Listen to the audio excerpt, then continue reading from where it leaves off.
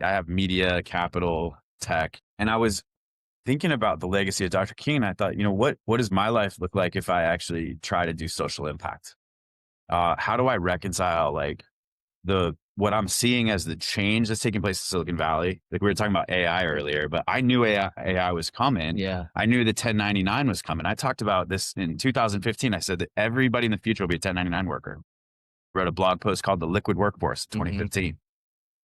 And I was thinking about like, how do we finance people who are like Uber drivers and Lyft drivers? How do we provide benefits to people? And what's going to happen as technology takes off and there becomes two different classes of people just based on how connected they are and how much technology they knew. So that was really the genesis for me of pivoting my life and dedicating my life to trying to use the relationships that I've had, the knowledge I've had to try to drive change that benefits more people.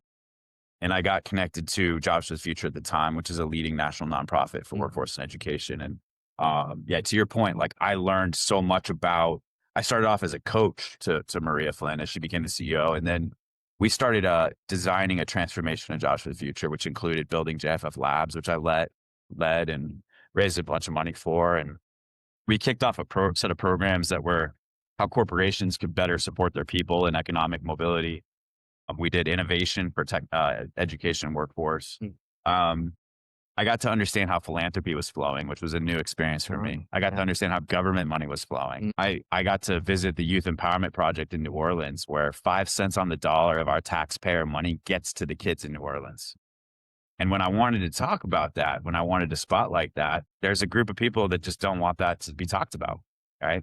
And some of those people are the very people that are signaling that they want to help people. And then we had a change agenda at Jobs for the Future, which was to try to consolidate the workforce and education nonprofit landscape to make the strategies more cohesive across the nation.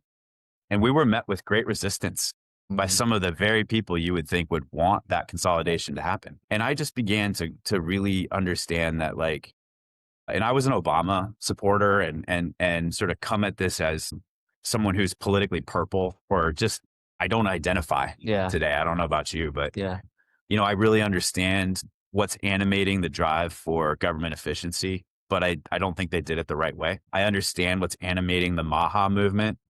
And I personally went through Lyme disease. So, like the chronic disease epidemic and just lived experience is what fuels this, right? I got the chance to work for one of the top foundations in the country, organization called Stand Together.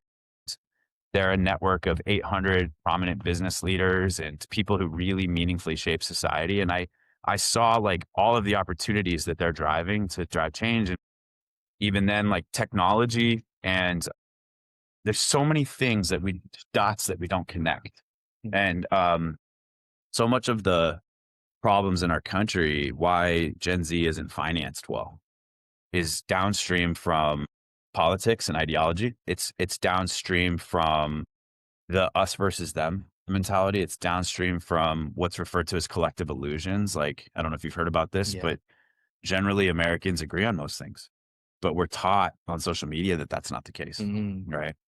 So if you then play that out in policy changes, you play that out in like how capital does or doesn't coordinate itself. Like, it's really interesting, like that, the folks that are animating the modern right don't partner on initiatives with the Gates Foundation. Well, why? What if we could? What if we're not focused on right or left? We're focused on people and focused on like the programs that can drive outcomes for people, whether it's Mariah, whether it's someone like yourself who's a creator that needs new forms of capital. That's what animates all this for me. And so one of the biggest levers for change is actually not a top-down solution. It's a bottom-up solution. It's the change that takes place within you, the change that takes place within me, the set of things that we believe about our life, the knowledge that we have about how life works and how to make life work and how to team up with people.